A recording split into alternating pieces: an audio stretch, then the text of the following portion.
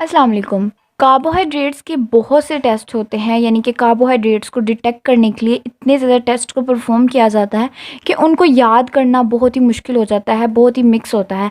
तो आज इस वीडियो में आपको एक बेसिक कॉन्सेप्ट के ज़रिए से, यानी कि कुछ कॉन्सेप्ट को समझते हुए बताऊंगी, जिस तरह से आपको उन सब टेस्ट को ईजिली रिमेंबर कर सकते हैं। और वो एंड पे आपको एक निमोनिक भी बताऊँगी, जिससे आप उसकी सीक्वेंस को कभी नहीं भूलेंगे। So without wasting a time, let's get started. जब भी कोई भी टेस्ट हमने परफॉर्म करना होता है तो सबसे पहले हमें, फॉर एग्जांपल, हम लैब में गए हैं, एग्जामिनर ने हमें एक सॉल्यूशन दे दिया है। अब हम कर रहे हैं आज कार्बोहाइड्रेट्स के टेस्ट, तो हमें सबसे पहले तो यही देखना होता है ना कि पहले इस सॉल्यूशन में कार्बोहाइड्रेट्स हैं भी या नहीं। यानी कि कार्बोहाइड्रेट की जो है हमने डिटेक्शन जो है सबसे पहले करनी होती है। सो हम स्टार्ट करते हैं। फॉर एग्ज़ाम्पल, हमें एक सोल्यूशन दे दिया गया है, गिवन सोल्यूशन। तो हमने डिटेक्ट करना है इस सॉल्यूशन के अंदर कार्बोहाइड्रेट्स प्रेजेंट हैं या नहीं हैं। ठीक है, तो हम एक टेस्ट को परफॉर्म करते हैं which is called Molisch's test.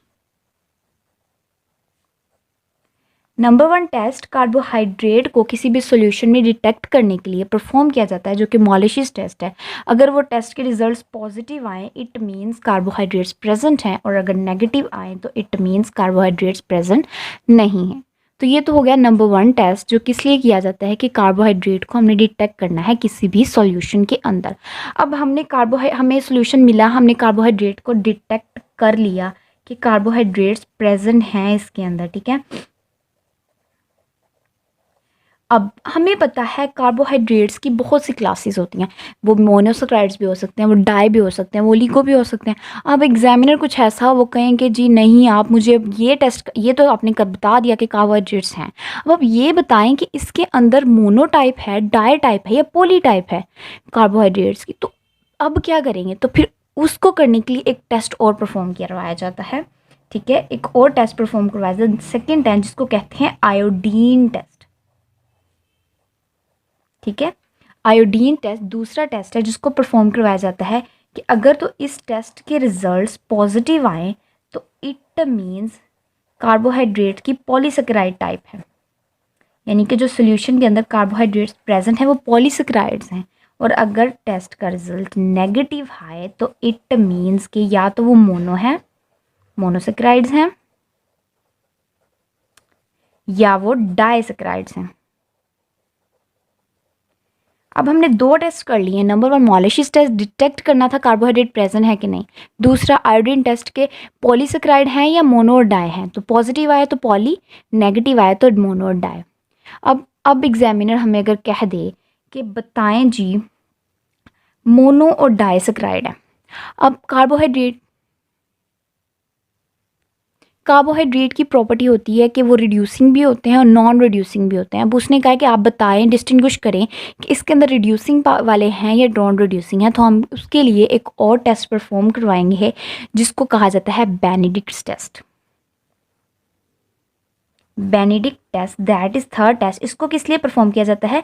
Weather a carbohydrates present in a solution is reducing और नॉन रिड्यूसिंग। तो पॉजिटिव आया तो इट मीन्स रिड्यूसिंग है, और नेगेटिव आया तो इट मीन्स नॉन रिड्यूसिंग। ठीक हो गया। बेनेडिक्ट टेस्ट किस लिए करवाया गया कि रिड्यूसिंग है या नॉन रिड्यूसिंग है। अब जो रिड्यूसिंग होते हैं और नॉन रिड्यूसिंग होते हैं, मोनो हमें पता है। अब मैं आपको बताती हूँ बेसिक कॉन्सेप्ट रिड्यूसिंग किस तरह से होती है। रिड्यूसिंग शुगर, रिड्यूसिंग जो भी होते हैं उन किस वजह से हमारे पास कोई भी सेक्राइड होता है ना, जैसे तो एक ग्लूकोज है या जो भी है, मोनोसेक्राइड है, डाई है, हर के अंदर ना स्पेशल जो है ना किस्म के ग्रुप्स होते हैं जो कि मेन ग्रुप्स होते हैं जो रिस्पॉन्सिबल होते हैं किसी भी शुगर के, किसी भी कार्बोहाइड्रेट की रिड्यूसिंग पावर के लिए। अब जैसे मोनोसेक्राइड्स हैं तो मोनो मतलब एक ही ग्रुप है, उसके अंदर एक कार्बोहाइड्रेट का मेन प्रेजेंट होगा और वो फ्री अवेलेबल होता है, तो इसलिए सारे मोनोसेक्राइड तो रिड्यूसिंग होते हैं। लेकिन डाइसेक्राइड का मतलब होता है 2 मोनो मिलकर डाई बना रहे हैं। कुछ केसेस में किस तरह क्या होता है कि जो बॉन्डिंग हो रही होती है ना पहले और दूसरे, दोनों की मेन ग्रुप्स ही आपस में बॉन्डिंग बना लेते हैं। जब दोनों ही मेन ग्रुप्स ने बॉन्डिंग बना ली मतलब वो फ्री तो अवेलेबल ही नहीं है, तो मतलब उसकी रिड्यूसिंग पावर ख़त्म हो गई है। लेकिन कुछ में ऐसा होता है कि वो एक जो है वो किसी और के साथ बॉन्ड बना लेता है, मैं तो किसी और कार्बन के किसी और के साथ बना लेगा, मतलब मेन एक ग्रुप अवेलेबल रह जाएगा। तो मतलब डाइसैकेराइड्स में भी फिर फर्दर 2 प्रॉपर्टीज़ हो जाती है ना, कि कुछ में अगर तो दोनों ग्रुप्स मेन बना रहे हैं तो रिड्यूसिंग ने ख़त्म हो गया, और वरना अगर एक मेन इन्वॉल्व हो रहा है और दूसरा फ्री में अवेलेबल है तो दैट इज़ नॉन रिड्यूसिंग। ये तो हमने बात कर ली वैसे कि रिड्यूसिंग क्या होता है, नॉन रिड्यूसिंग क्या होता है। अब ये तो बात होगी। अब हमने कहा कि रिड्यूसिंग में कौन से हैं, रिड्यूसिंग में मोनो हैं या डाई हैं, इसको डिटेक्ट करना है।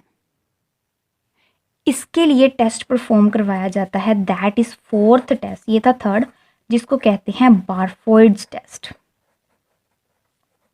कि सॉल्यूशन के अंदर मोनो अगर तो पॉजिटिव आ गया तो इट मीन्स मोनोसेक्राइड है, रिड्यूसिंग पावर वाली मोनोसेक्राइड है, और अगर नेगेटिव आ गया तो इट मीन्स रिड्यूसिंग पावर वाली, क्योंकि हमने रिड्यूसिंग को ही फर्दर करे ना, इसके अंदर डाइसैकेराइड है।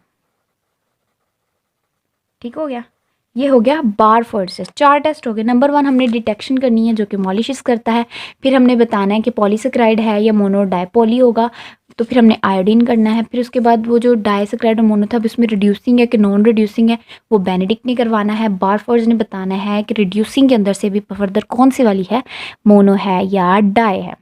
अब हमारे पास जो अब मोनो आया है इस पर फिर फर्दर एक टेस्ट करवाया जाता है, दैट इज़ सेलिविनॉफ्स। मतलब कि मोनो की कौन सी टाइप है, पॉजिटिव आया तो मतलब ग्लूकोज था,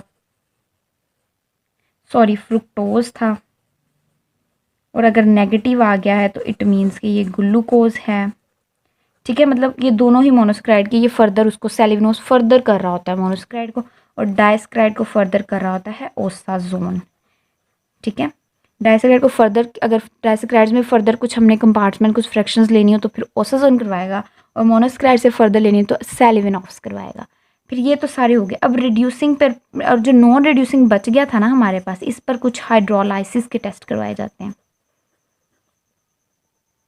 ठीक हो गया, ये हमारे पास हो गया। ये था 6th हो गया, ये 5th हो गया, ये 6 हो गया, और ये 7 हो गया। हमने 7 टेस्ट टोटल कार्बोहाइड्रेट्स के करवाए जाते हैं।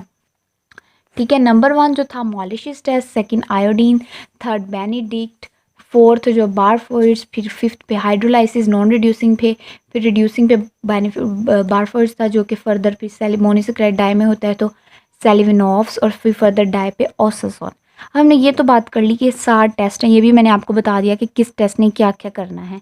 अब समटाइम्स ऐसा होता है कि हमें भूल जाते हैं, हमें इसकी तरतीब नहीं याद, तो अब इसको तरतीब से याद करने के लिए मैं आपको एक छोटी सी ट्रिक बताती हूँ। So let's get started.